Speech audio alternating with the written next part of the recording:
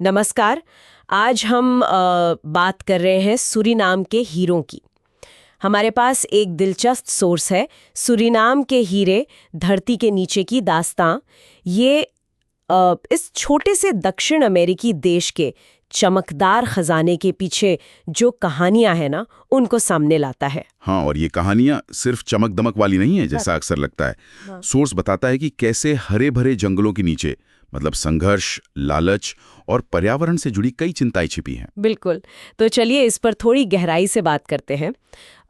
Source के हिसाब से सूरीनाम दक्षिण अमेरिका का सबसे छोटा देश है, लेकिन वर्षावनों और खनिजों मतलब काफी अमीर है। हाँ, वहाँ सोना मिलता है, बॉक्साइट है और हाँ, हीरे भी, खासकर देश के पूर्वी और दक्षिणी हिस्सों में। और ये खनन ज्यादातर छोटे पैमाने पर और अवैध होता है ना? हाँ, बिल्कुल। यही दिलचस्प बात है जो ये सोर्स बताता है। हीरे की खोज असल में 19वीं सदी के अंत में हुई, जब डच कॉलोनी थी। पहले सोना मिला, उसके बाद हीरे। अच्छा। और तब से स्थानीय लोगों ने ही मतलब नदियों, रेत और पत्थरों को छानकर बिल्कुल मैन्युअल तरीकों से हीरे निकालना शुरू किया। तो मतलब आज भी ज्यादातर काम वैसी चल रहा है, बिना बड़ी मशीनरी के? हाँ, काफी हद तक छोटे पैमाने पर ही होता है। और जैसा आपने कहा, इसका बड़ा हिस्सा अवैध है, बिना किसी लाइसेंस या नियम के। सोर्स खनन की एक अंधेरी तस्वीर भी दिखाता है शायद। हाँ, दिखाता है। इसमें बताया गया है कि कैसे गरीब ग्रामीण, अमेज़न के आदिवासी लोग, यहाँ तक कि बच्चे भी बहुत कम मजदूरी पर खराब स्वास्थ्य स्थितियों में काम करने को मजबूर हैं। ओह।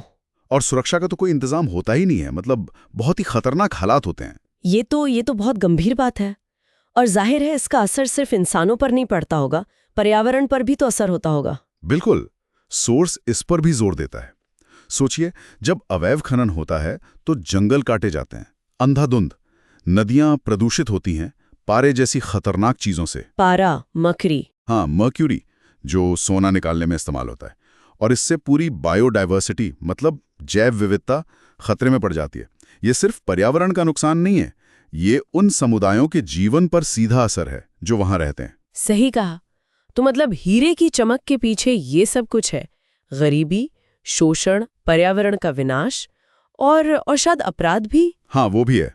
सोर्स के मुताबिक इस अवैध व्यापार के पीछे स्थानीय माफियाएं हैं, विदेशी व्यापारी हैं और कुछ भ्रष्ट अधिकारी भी शामिल हैं। अच्छा। ये हीरे फिर तस्करी करके पड़ोसी देशों में भेजे जाते हैं, जैसे ग्याना, ब्राजील, और फिर वहां से यूरोप और बाकी दुनिया के बाजारों में पहुंच जाते हैं। तो क्या इसमें वो ब्लड डायमंड्स या कॉन्फ्लिक्ट डायमंड्स वाली बात भी आती है? सोर्स इसी तरफ इशारा करता है।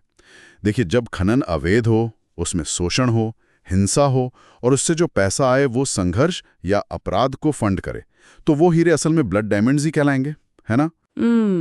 और ये जानना बहुत मुश्किल हो जाता है कि बाजार में जो हीरा बिक रहा है वो कहाँ से आया है, किन हालातों से गुजर कर।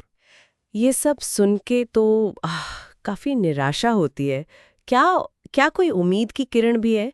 कुछ हो भी रहा है इसे रोकने के लिए? हाँ, ऐसा नहीं है कि कुछ नहीं हो रहा। सोर्स बताता है कि ग्लोबल विटनेस और ट्रांसपेरेंसी इंटरनेशनल जैसे अंतर्राष्ट्रीय संगठन हैं और कई स्थानीय एनजीओ भी हैं जो अवैध खनन रोकने की कोशिश कर रहे हैं, आवाज उठा रहे हैं। और सरकार की तरफ से कुछ? सरकार ने भी कुछ प्रयास किए हैं। कुछ इलाकों में टिकाऊ खनन लागू करने की कोशिश की है, मतलब सस्टेनेबल माइनिंग, और एक प्रॉपर लाइसेंसिंग सिस्टम बनाने की भी बात है।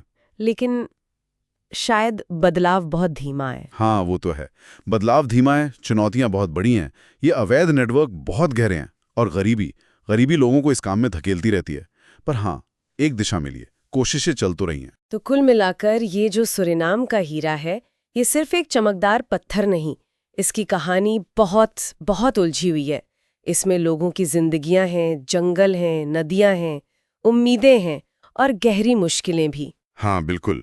ये चमक सिर्फ जमीन के नीचे नहीं है, ये कई जिंदगियों, जंगलों और नदियों की कहानियों में भी दबी हुई है। सही कहा। और ये सोच हमें सोचने पर मजबूर करता है ना? कि जब हम कोई कीमती चीज देखते हैं तो क्या हम सोचते हैं कि इसके पीछे की कहानी क्या है? क्या हम जानने की कोशिश करते हैं? शायद यही जागरूकता पहला कदम हो सकती है, जिससे ये पक्का हो सके कि हीरे सिर्फ सुंदरता का प्रतीक हों, शोषण का नहीं। ये सवाल तो रहता ही है, क्या चमक हमेशा अंधेरे पर पर्दा डाल देती है?